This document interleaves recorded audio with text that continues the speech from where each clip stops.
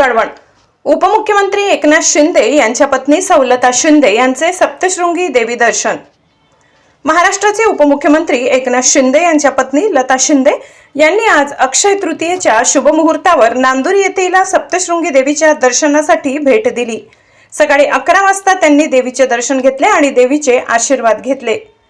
दर्शनाच्या वेळी मंदिराचे कार्यनिर्वाहक अधिकारी, देवस्थानचे अधिकारी आणि रोपवे व्यवस्थापक सोपान कानमंडळे यांनी लता शिंदे यांचा शाल व श्रीफळ देऊन औपचारिक सत्कार केला।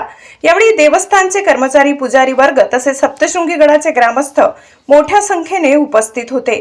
भेटी दरम्यान सुरक्षेची विशेष काळजी घेण्यात आली होती। कळवण व अभोणा येथील पोलीस अधिकारी व कर्मचारी तसेच आपत्ती व्यवस्थापन विभागाने चोख बंदोबस्त ठेवला होता। अक्षय तृतीयेच्या निमित्ताने देवीच्या दर्शनासाठी आलेल्या भाविकांमध्येही विशेष उत्साह पाहायला मिळाला। महाराष्ट्र क्रांती न्यूज साठी विभागीय संपादक किरण अहिरे, नांदुरी, कळवण। नवनवीन बातम्या पाहण्यासाठी आमच्या महाराष्ट्र क्रांती न्यूज या YouTube चॅनलला लाईक करा, सबस्क्राईब करा आणि बेल आयकॉनला प्रेस करा।